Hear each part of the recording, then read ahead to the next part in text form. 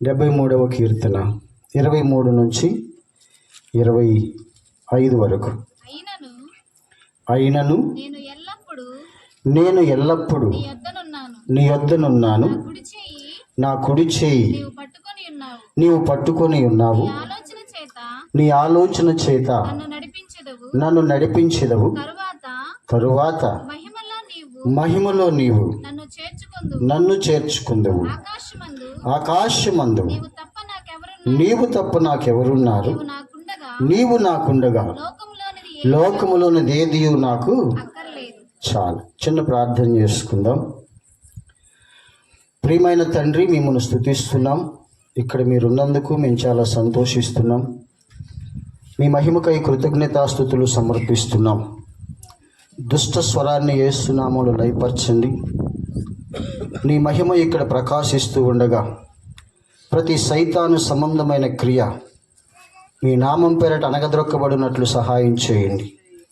మీ స్వరము వినిపించండి. మా జీవితాలను మీ మహిమ కొరకు స్థిరపరచమని, మీ చేతిలో మేమున్నామన్న గ్రహింపును కలిగి మీ వైపు చూస్తూ మీతో సాగిపోయే వారంగా సిద్ధపరచమని యేసు నామములో ప్రార్థిస్తున్నాము తండ్రి, ఆమేన్. మంచిది.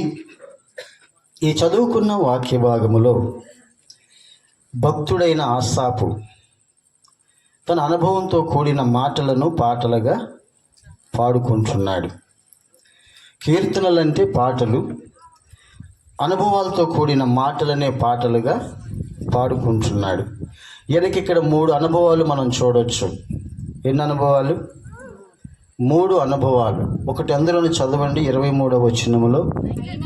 అయినను మొదటి అనుభవం ఈయనకి ఏందనంటే, నేను దేవుని యొద్ద ఉన్నాను. చెప్పండి, నేను దేవుని యొద్ద ఉన్నాను. ఏంటి ఆయనకు అనుభవం అని అంటే, ఎవరి యొద్ద ఉన్నాడు? డబ్బు దగ్గర లేడు, పేరు దగ్గర లేడు, ప్రఖ్యాతి దగ్గర లేడు, లోక సంబంధమైన విషయాల దగ్గర లేడు, లోక సంబంధమైన ఆలోచనల దగ్గర లేరు. ఎక్కడున్నారని అంటే, విశ్వ నిర్మాణకుడైన దేవుని దగ్గర ఉన్నాడు. ఈయన గ్రహిస్తున్నాడు, నేను దేవుని దగ్గర ఉన్నాను అని. దేవుని దగ్గర మనం ఉండగలమా అంటే, నిజమే, మనం దేవుని దగ్గరే ఉన్నాం. ఆకాశము నా సింహాసనము, ఈ భూమి నా పాదపీఠం అన్న దేవుని పాద సన్నిధిలో మనం సంచరిస్తున్నాం. ఈ భూమి ఆయన కాలు పెట్టుకునే పాద పీఠం అయితే, మరి ఈ భూమి మీద నివసించే మనం ఎక్కడున్నాం? ఆయన పాదాల దగ్గర. ఆసాపు అంటాడు కదా, నేను ఎల్లప్పుడూ నీ యొద్దనున్నాను. ఇది మనం ఎప్పుడూ గ్రహించవలసిన విషయం. నేను దేవుని దగ్గర ఉన్నాను అంటే, దేవుడు నాకు దగ్గర ఉన్నాడా లేడా? పర్లేదు చెప్పండి, దేవుడు నాకు దగ్గర ఉన్నాడా లేడా? దగ్గర ఉన్నాడు. ఎందుకు నా దగ్గర ఉన్నాడు ఆయన? ఎవరు మాట్లాడట్లేదు. దేవుడు నా దగ్గర ఎందుకున్నారు? చూడండి, అక్కడ ఆ వచనాల్లోనే మనకు కనబడుతుంది. 2వ అనుభవం చూద్దాం, ఎందుకున్నాడో. నా కుడి చేయి నీవు పట్టుకున్నావు. దేవునికి దగ్గరగా నేనున్నా, దేవుని చెయ్యి నా చేతిని పట్టుకుంది. ఇప్పుడు దేవుడు నేను కలిసే ఉన్నాం. దేవుడు నేను కలిసి ఉన్నాం అనేది దాని అర్థం ఏంటో తెలుసండి. దేవుడు నేను కలిసి జీవిస్తున్నాం, కలిసి ప్రయాణం చేస్తున్నాం, కలిసి ఆలోచిస్తున్నాం, కలిసి పనిచేస్తున్నాం. అవునా కాదా? నిజమేనండి. మనము దేవునితో కలిసే పనిచేస్తున్నాం. ఇది ఎలా చెప్పగలం మనం అంటే, నిన్న 2 రాత్రులు మనం విన్నాం. నిన్న ఇస్సాకు గురించి మనం ఆలకించాం. ఇస్సాకు దేవుని మాట విన్నాడంటే అర్థం ఏంటి? దేవునితో కలిసి పని చేస్తున్నారు. ఇప్పుడు రెబెకా దేవుని మాటకు లోబడి భర్తకు విధేయురాలైందంటే అర్థం ఏంటి? దేవునితో కలిసి పని చేస్తున్నారు. అంటే నిజంగానే దేవుడు మనతో ఉన్నారు, మనము దేవునితో ఉన్నాము. దేవుడు మన చేయి పట్టుకొని మనల్ని చక్కగా తన నీతి మార్గములో నడిపిస్తున్నాడు. ఈ అనుభవంలోకి రావాలని దేవుడు ఆశిస్తూ ఉన్నాడు భూమి మీద. దేవునితో నేను ఉన్నాను, దేవునితో నేను ఉంటే లోకముతో నాకు పని ఏమీ లేదు. ఎందుకో తెలుసండి, లోకము కంటే, లోక కార్యాల కంటే దేవుని ముఖ దర్శనం, దేవుని ముఖకాంతి, దేవుని స్మర్శ, దేవుని స్వరం చాలా అద్భుతమైనది. ఎలా చెప్పగలం మనం? ఎబ్రీ పత్రిక 11వ అధ్యాయము 24 నుంచి 26 వరకు చదువుదాం.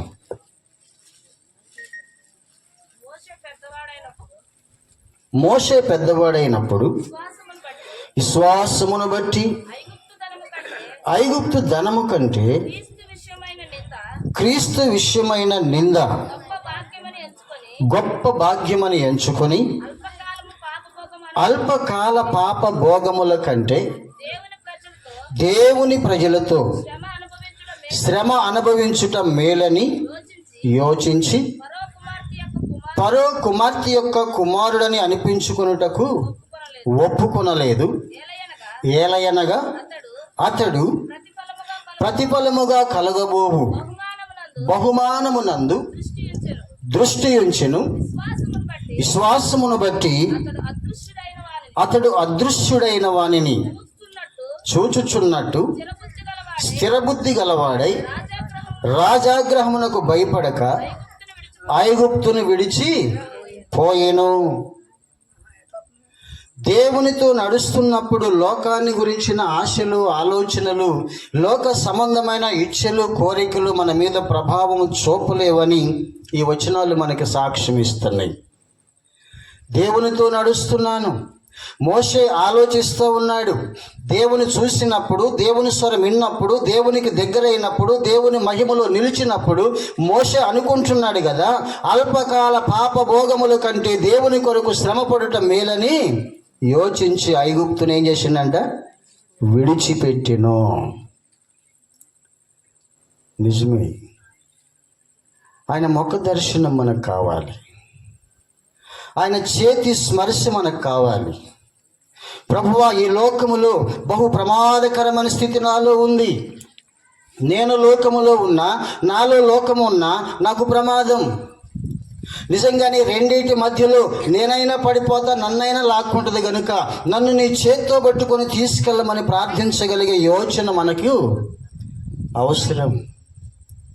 నిజమేనండి.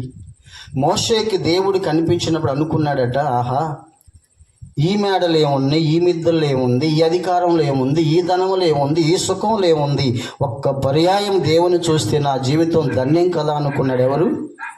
మోషే. ఎప్పుడైనా మనం దేవుని చూసామా? ఏంటండి, దేవుని చూడలేదు ఎప్పుడు మనం. మత్తయి సువార్త 5వ అధ్యాయం 8వ వచనం ఏం చెప్పింది? చూస్తున్నారా? మత్తయి సువార్త 5వ అధ్యాయం 8వ వచనం ఏం చెప్పింది? హృదయ శుద్ధి గలవారు ధన్యులు, వారు దేవుని కళ్ళలో చూస్తారన్నదా? దేవుని దర్శనంలో చూస్తారని ఉందా? హృదయ శుద్ధి గలవారు ధన్యులు, వారు దేవుని చూస్తామా లేదా? చూస్తామన్నోళ్ళు చేయొద్దండి. చూడలేదండి. మోషే దేవుని చూశారా లేదా? అపోస్తలుడు పౌలు దేవుని చూశారా లేదా? తోమా ప్రభువుని చూశారా లేదా? మరి మనం చూస్తామా లేదా? ఎప్పుడు చూడగలం? అంటే మన హృదయం శుద్ధి అవ్వలేదనుకుంటున్నారా? క్రీస్తు రక్తములో ఒకసారి కడగబడిన తర్వాత అది మలినమయ్యేది కాదు. అది పేతురు కాడ స్పష్టంగా ప్రభువు చెప్తాడు. శిష్యులు పాదాలు కడుగుతూ వస్తూ ఉన్నప్పుడు పేతురు అంటాడు కదా, ప్రభువా, అయితే నీతో పాలు నాకు లేకపోయేటట్టయితే అట్లా కాదు, నా తల నుంచి మొత్తం కడగమంటే ఏమన్నాడు? స్నానం చేసిన వాడు ఎవరు? స్నానం చేసిన వాడు పాదములు కడుక్కుంటే చాలు. అంటే ఏంటా మాట అర్థం? నా రక్తములో ముంచబడ్డావు, నా రక్తములో కడగబడ్డావు, కాబట్టి నువ్వు మరలా ముంచబడాల్సిన అవసరం లేదు. నీ ప్రవర్తన సరిదిద్దుకుంటే చాలు. పాదాలు ఎందుకు కడిగాడు అనుకున్నారు? పాదాలు నడక అంటే ప్రవర్తన. పేతురు పాదాలు కడగటానికి వచ్చినప్పుడు పేతురు అంటే అదే అంటున్నాడు, మీరు ఇప్పుడు పవిత్రులు, మిమ్మల్ని మరలా పవిత్రపరచాల్సిన అవసరం లేదు, మీ పాదాలు కడుక్కుంటే చాలు. ఆసాపు అంటాడు, నేను దేవుని దగ్గరున్నా, దేవుడు నా చేతిని, దేవునికి స్తోత్రం, దేవునికి స్తోత్రం, నేను దేవుని దగ్గర ఉన్న, దేవుడు నా చేయి పట్టుకున్నాడు. ఏం చేస్తాండి ఇప్పుడు? ఆయన ఆలోచన, దేవుని ఆలోచన. ఆసాబుని పట్టుకుని ఏం చేస్తున్నాడు? ప్రభువా, నేను ఒక్కసారి బిర్యానీ తిందాం అనుకుంటున్నా, ఆడికి వెళ్ళి ఎలాగైనా సరే తెచ్చుకుంటానంటే ఇలా అంటాడు, ఇలా ఉపవాసం ఉండి అంటాడు. ఎవరు? దేవుడు ఆలోచన, నాకు బిర్యానీ తినాలనిపిస్తుంది ప్రభు అంటే అని అంటాడు, ఇలా ఉపవాసం ఉండే బాయ్ అన్నాడు. ఇప్పుడు ఆసాబు ఏం చేయాలి? ప్రభు ఒక్కసారి నా చెయ్యి పెట్టు, నాకు అసలు ప్రాణం లాగేస్తుంది అని చెప్పి చెయ్యి తెలుసుకున్న పోగలుగుతురా? పోలేడు. ఆదివారం పనికెళ్ళమాక నా దగ్గర ఉండమంటే ఏం చేస్తాం మనం? ప్రభు 500 వస్తున్నాయి అంటే, ప్రభు ఒక్క వారమే, రేపు మళ్ళీ నేను వస్తాను ఈ కాడికి. లేదండి, లేదు. దేవునితో నువ్వు నడవాలని ఆశిస్తే నువ్వు ఒక్కరోజు తెచ్చేది ఒక క్షణములో దేవుడు ఇస్తాడు. నేను గమనిస్తూ ఉన్నా, చూస్తూ ఉన్నా. నరుని కష్టము యెహోవా ఆశీర్వాదం కంటే గొప్పది కాదంట. నిజమే కదా? ఆసాబు అంటున్నాడు, ఆయన ఆలోచనతో నన్ను నడిపిస్తున్నాడు, నేను ఆయన దగ్గరున్నా, ఆయన నన్ను పట్టుకున్నాడు, ఇప్పుడు ఆయన ఆలోచన చేత ఏం చేస్తున్నాడు నన్ను? నేను కాదు. ఇప్పుడు నాకు గైడెన్స్ ఎవరనంటే నా ప్రభు. మనకెవరు గైడెన్స్? రోమాపత్రిక 8:14 చెప్పాడు కదా, ఎందరూ దేవుని ఆత్మ చేత నడిపింపబడుదురు వారందరూ ఏమవుతారు? ఎందరూ వారి ఇష్టానుసారంగా నడుస్తారు వారు దేవుని పిల్లలు అనలేదు.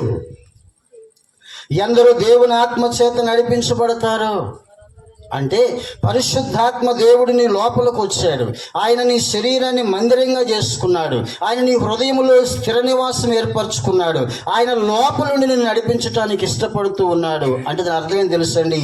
నిన్ను పరలోకం వైపు తన ప్రయాణాన్ని కొనసాగిస్తున్నాడు.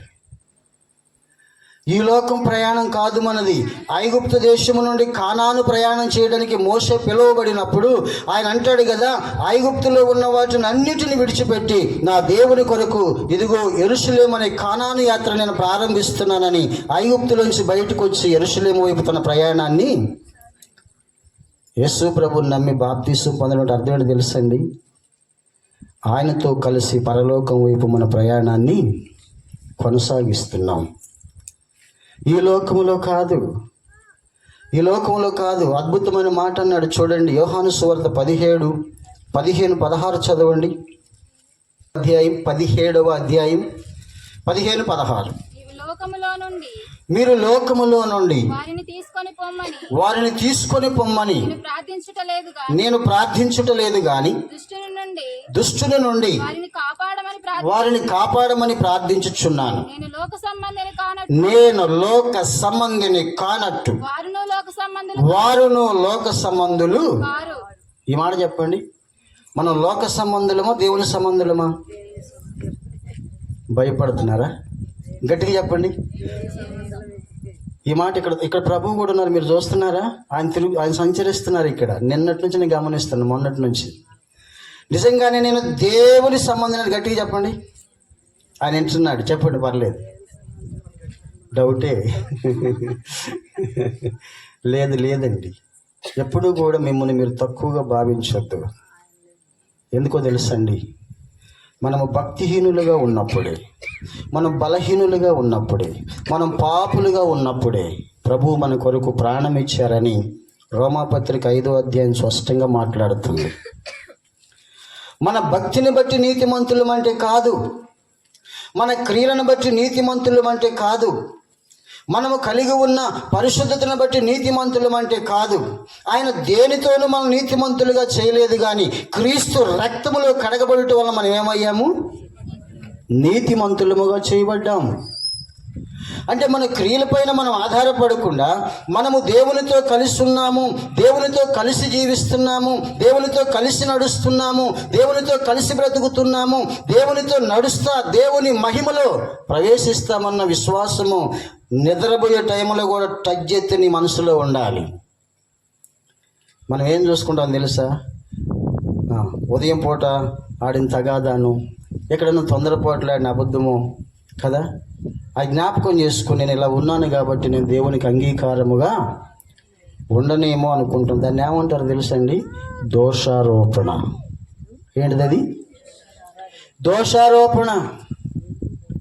నా కాడికి చాలాసార్లు సైతాన్ వచ్చి ఒక మాట అనేవాడు, అయ్యా పాస్టర్ గారు నువ్వు సరిగా లేవు కదా, నువ్వు ఎట్లా ప్రభు కాడికి వెళ్తావు అంటే నేను అడిగి చెప్పేవాడిని, నువ్వు సరిగా ఉన్నావా? నేను సరిగా లేనప్పుడే, అరికాలు నుండి తల వరకు సంపూర్ణంగా పాపములో ముంచబడి ఉన్నప్పుడే నా దేవుడు వచ్చి తన కౌగిలిలో చేర్చుకొని తన రక్తములో కడిగి తనతో నేను ఉండటానికి యోగ్యుడని జీవగ్రంథములో పేరు రాసిన తర్వాత మధ్యలో నువ్వెవడోరో మాట్లాడటానికి ఎక్కడని చెప్పేవాడిని. ఏడ రాసిండు ఆయన పేరు? నీ చేత అయితే పోయి చెరపలు అనేవాడిని, నీ చేత అయితే పోయి చెరుపు. మనం ఎప్పుడు కూడా రక్షణ నిశ్చయిత కలిగి ఉండాలి. రక్షణ నిశ్చయిత నాకు ఉందో లేదో అనుకుంటామండి. మనం మెడలో నాంతాడు వేసుకున్నాం అనుకోండి, వేసుకున్న తర్వాత ఉందో లేదో అనుకుంటామా? ఎందుకు? అది మన మెడలో ఏలాడుతూ ఉంటుంది కనుక నా దగ్గరే ఉంది. మరి యేసయ్య ఎక్కడుండు? హృదయములో. ఎక్కడుండు? హృదయములో. అందుకే ఆసాపు అంటాడు కదా, నేను దేవునితో ఉన్నా, దేవునికి దగ్గరగా ఉన్నా, దేవుడు నా చేయి పట్టుకున్నాడు, దేవుడు తన ఆలోచన చేత నన్ను నడిపించుచున్నాడు. ఎక్కడికి? ఆ మాట చదవండి. ఎక్కడికి? తరువాత మహిమలో నీవు నన్ను చేర్చుకుందువు, ఆకాశమందు నీవు తప్ప నాకెవరున్నారు, నీవు నాకుండగా లోకములోనిది ఏదియు నాకు అక్కరలేదు. ఈ మాట మనం చెప్పగలమా? నా కొరకు వేచి ఉన్నది పరలోకం, నా కొరకు ఎదురు చూస్తుంది నా ప్రభు. నిజంగానే దేవదూతలు ఎదురు చూస్తున్నారు స్వాగతం పలకటానికి. బంగారు వీధులు దేవుడు ఇష్టపడి ముచ్చటపడి సిద్ధపరిచిన ఆ పరలోక రాజ్యములో నాకు ఒక నివాసం ఎదురు చూస్తూ ఉంది. కాబట్టి నాకు ఈ లోకములో ఏది అక్కరలేదు. ఈ లోకములో ఏది నాకు అక్కరలేదు. మీకు లోతు భార్య తెలుసండి? చూసారా? నేను అంటలేదు. బైబిల్లో ఉన్న లోతు భార్య గురించి పరిచయం ఉందా? ఉంది కదా. ఆదికాండం 19వ అధ్యాయంలో మనం చూస్తాం. పర్వాలేదు వినండి. దేవదూతలు వచ్చారు. యాడికి? లోతు గారి ఇంటికి వచ్చారు. లోతు గారు అన్నాడు కదా, అయ్యలారా మా ఇంటికి వచ్చి ఆతిథ్యం తీసుకుని రాత్రి మీరు విశ్రాంతి తీసుకున్నానని అంటే వారు వచ్చారు. వారు వచ్చిన తర్వాత మీదే ఊరు అని అడిగాడు. ఎవరు? లోతు అడిగాడు. సార్ మీదే ఊరు అని అంటే వాళ్ళు అన్నారు మాది పరలోకం అన్నారు. ఏ లోకం? పరలోకానికి లోతుకు పరిచయం ఉంది. ఎందుకనంటే అబ్రహాముతో సహవాసం చేశాడు. అబ్రహాము ఆరాధించే దేవుణ్ణి లోతు కూడా ఆరాధించాడు. అబ్రహాము బలిపీఠం కడితే లోతు కూడా బలిపీఠం చెంత ప్రార్థన చేసి అర్పణలు చెల్లించాడు. ఇప్పుడు పరలోకం నుంచి వచ్చామనంటే లోతుకి పరలోకానికి పరిచయం ఉంది. దేవుని కాడ నుంచి పంపబడ్డారా?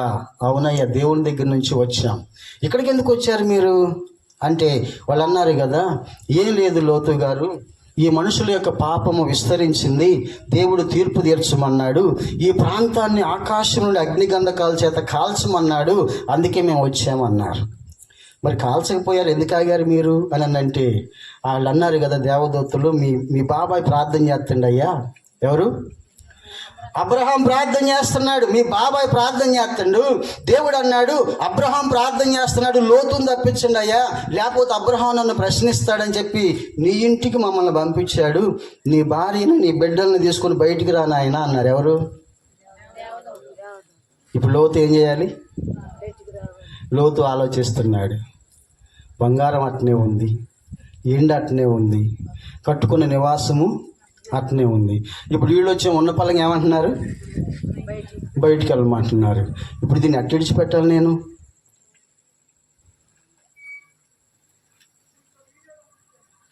ఎట్ట విడిచిపెట్టాలి? వాళ్ళు అంటున్నారు వచ్చేసేయండి మీరు బయటికి, టైం లేదు. దేవుని ఉగ్రత ప్రళయము వలె వస్తుంది, టైం లేదు, మీరు రండి అని అంటే వీళ్ళు అక్కడ రాయబడిన మాట ఏం తెలుసండి? లోతు తడవు చేయగానే ఉంది. ఏం చేసిందండి ఆయన? ఆలోచిస్తున్నాడు వెళ్ళాలా ఉండాలని. పరలోకం నుంచి ఒక స్వరం దేవదూతలకు వినపడుతుంది. అయా దూతలారా, వాళ్ళు పాపం లోకాన్ని విడిచిపెట్టలేకపోతున్నారు. ఆయన చేయబట్టుకొని, వాళ్ళ ఆవిడ చేయబట్టుకొని, వాళ్ళ పిల్లల చేతులు పట్టుకొని తీసుకెళ్ళి ఊరు బయట మీరన్నా దింపండానంటే దేవదూతల చేతులు పట్టుకొని ఊరు బయటికి తీసుకెళ్ళిపోయారు. ఏం చేయాలి అక్క తల్లులారు? ఏం చేయాలి చెప్పండి? అంత కనికరం కలిగిన దేవుడు అంతమంది వేల మంది ప్రజల్లో నీ క్షేమాన్ని కోరి అబ్రహాము మొరాలకించి నీ చేతులు పట్టుకొని బయటకు తీసుకొచ్చి ఇంతకంటే అధికంగా నేను నీకు ఇవ్వగలిగిన దేవుడును, దీని నుంచి నువ్వు బయటకు వెళ్ళమని చెప్పి దేవుడు నిజంగా మాట్లాడుతూ వస్తే, చేయబట్టుకొని లేపుతూ వస్తే, బయటకు తీసుకెళ్ళి నిలబెడితే లోతు భార్య ఏం చేస్తుంది?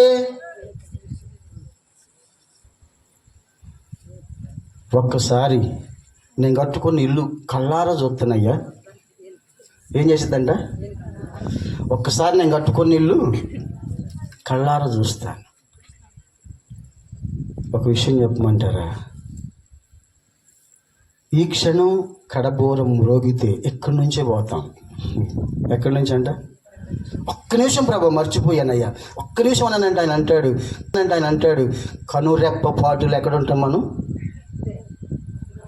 లోతు భార్య ఎనిదిరిగి చూసింది, ఇప్పుడు కూడా సాక్ష్యంగా ఉంది, ఉప్పు స్తంభముగా. లోకాన్ని విడిచిపెట్టని వారు అలాగూ ఉంటారని సాదృశ్యంగా దేవుడు ఉంచారు.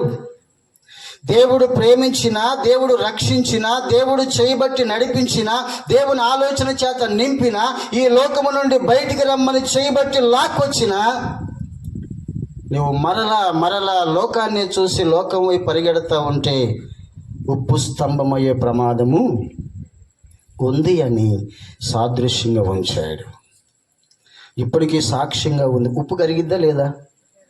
వర్షం వస్తే ఏమైంది చెప్పండి? మరి ఎందుకు కరగట్లేదు? నిజమేనండి, ఎందుకు కరగట్లేదు? ఇప్పటికైనా మీరు సొదొమ గొమొర ప్రాంతాలకు వెళ్ళి ఆ బొమ్మను ఎట్లా టచ్ చేస్తే ఉప్పు అంటిద్ది, ఇట్లా రుద్దితే ఉప్పు రాలిద్ది. మరి ఉప్పు కరిగిపోయే గుణం ఉంది కదా, వర్షం పట్టలేదంటారా? వర్షాలు పడుతున్నాయి కానీ కరిగిపోవట్లా. ఏం చెబుతున్నాడు దేవుడు తెలుసా? ఇదిగో నా బిడ్డలారా, నన్ను ప్రేమించిన కుటుంబం నాకు దూరమై, నాకు వేరై, లోకాన్ని ప్రేమించి లోకాశీల్లో మునిగిపోయి, నేను ఎంత ప్రేమించి బయటకు తెచ్చినా వినిపించుకోకుండా ఇదిగో లోకం వైపే చూసిన ఈ బిడ్డ సాక్షిగా ఉంది, మీరు జాగ్రత్తగా ఉండమని చెప్పటం కొరకు ఆ బొమ్మను అలాగూ కరిగిపోకుండా ఉంచాను. నాకు అది ఆశ్చర్యం అనిపించింది. అది గుర్తొచ్చినప్పుడు అనిపించింది నాకు, ప్రభువా ఉప్పుకి నీళ్లు తగిలితే కరిగిపోయే గుణం ఉంది కదా, ఎందుకు కరగలేదంటే ఆయన అంటాడు ఇసాకు, అది చూస్తే నీకేం గుర్తు రావాలి? ఉగ్రత దినములో దేవుడు మనిషి ఎలా ఉండాలో దేవుడు దాన్ని సాక్షిగా ఉంచారని చెప్పాడు. ఈరోజు మనం గమనించాల్సింది తెలుసండి, మన చేతిలో ఉన్న ఈ బైబిల్ నువ్వు ఎన్ని గంటలు చదువుతున్నావో నాకు తెలియదు, కానీ నేను ఎప్పుడు ప్రభువుని ఒకటి అడుగుతా, ప్రతిరోజు నన్ను కలుసుకోండి, ప్రతిరోజు కలుసుకోండి. ఎందుకనంటే మీరు నన్ను ప్రేమిస్తున్నారు, నేను మిమ్మల్ని ప్రేమిస్తున్నా. మన ఇద్దరి మధ్య రక్త సంబంధం ఉంది, రక్తముతో కూడిన నిబంధన ఉంది. నీ ముఖం నాకు కనిపించకపోతే నేను పాపం చేసాను అన్న ఫీలింగ్ నాకు వస్తుంది. కాబట్టి ఏం చేయాలి? ప్రతిరోజు మీరు నన్ను, నేను మిమ్మల్ని మనం కలుసుకోవాలి. నిజమేనండి, ఆసాపు అనుభవం అని అంటాడు, నేను దేవునితో ఉన్నా, దేవుడు నా చేయి పట్టుకున్నాడు, దేవుడు నన్ను నడిపిస్తున్నాడు. ఎక్కడికి ఆసాబు? మహిమలోకి తీసుకెళ్తున్నాడు. అదే నీ భూమి మీద బతకవాయింది, భూమి మీదే ఉన్నా కానీ మహిమలో ఉన్న ఫీలింగ్ నాలో ఉంది. ఏడున్నా? నేను భూమి మీదే ఉన్నా కానీ పరలోకంలో ఉన్న సంతోషం నాలో ఉంది. నాకు ఏడుపు లేదు, బాధ లేదు, రోదన లేదు, దుఃఖం లేదు, శ్రమ లేదు, ఇరుకు లేదు, ఇబ్బంది లేదంటే అన్నీ ఉన్నాయి. కానీ అన్నిటి మధ్యలో ఎవరున్నారు? నన్ను విడిపించే నా దేవుడు ఉన్నారు. ఆలోచిద్దామండి. నువ్వు దేవుని దగ్గర ఉన్నావు, దేవుడు నీతో ఉన్నాడు, దేవుడు నీ చేయబట్టుకొని నాకు ఒకటి చిన్న డౌట్ ఏందనంటే, మీ పాప బాబు వచ్చి మీరు చేయి పట్టుకుంటే అర్థమైద్దా కాదా? అర్థమైద్ది కదండి. ఇప్పుడు మీరు చేయి పట్టుకున్నాడా లేదా ప్రభు? పర్లేదు చెప్పండి, ఏం కాదు. సీరియల్ చూడబుద్ధి అవుతుంది అనుకోండి, స్విచ్ చేయడానికి పోయారు, ఆయన వెనక్కి లాగుతారా లాగడా? ఇప్పుడు వెనక్కి వచ్చారా? అయ్యో ప్రభు లేదు నాయన, నన్ను క్షమించు, ఇంతకుముందు లాంటి ఆలోచన వచ్చి అట్లా అడిగేశా, దయతో నన్ను మన్నించాయా, నేను స్విచ్ చేయనని చెప్పి వెనక్కి వచ్చారా? అదే స్మరశ, అదే స్మరశ. నిజమేనండి. తొందరపడి గబక్కన అబద్ధం ఆడు అని గద్దిచ్చాడు లోపల. అయ్యో ప్రభు నన్ను క్షమించమని ఎప్పుడైనా సరిదిద్దుకుంటాం, అదే స్మరశ. నిజమేనండి. ఇతని సెకండ్లో గద్దిస్తాడు దేవుడు. నువ్వు పొరపాటు చేస్తే ఇతని సెకండ్లో గద్దిస్తాడు. ఆయన గద్దింపుని విని వెనక్కి లాక్కుంటే మాత్రం నిజంగానే నువ్వు ఏం కోల్పోతున్నావో నాకు తెలియదు, కానీ వెనక్కి ఒక అడుగు నువ్వు వేస్తే ఆయన వచ్చి సమాంతం కబులించుకుంటాడు. అది పరమ ఆనందాన్ని కలిగిస్తుంది. ఆసాబు ఆలోచనలోకి వచ్చాడు. నన్ను దేవుడు తీసుకెళ్తున్నాడు, దేవునితో నేను నడుస్తున్నా, దేవునితో నేనున్నా, దేవుడు నాతో మాట్లాడుతున్నా, దేవుడు ఆలోచనతో నేను నడుస్తున్నా, ఎక్కడి దాకా మహిమలోకి ప్రవేశిస్తా. కాబట్టి లోకములో ఏది నాకు అక్కరలేదు. ఈ రోజు నుంచి ప్రార్థన చేస్తారా? ప్రభు మాకేం వద్దు నాయనా, నువ్వు ఉంటే. అలా ప్రార్థన చేస్తున్న వాళ్ళు చేయొద్దండి, చేయరండి. 2006 నుంచి ప్రార్థన చేస్తాను నేను. నాకు ఏం వద్దు ప్రభు, అసలు ఏం వద్దు. ఎందుకో తెలుసా? ఏది తెచ్చి నీ పక్కన పెట్టినా అది నీ కాలు గోటికి కూడా సమానం చెప్పలేను. నీ ఉంటే చాలు. ఈరోజు కూడా కనీసం ఒక అరగంటన ప్రార్థన చేసుకుంటా, నాకు ఏది వద్దు, నువ్వు ఉంటే చాలు.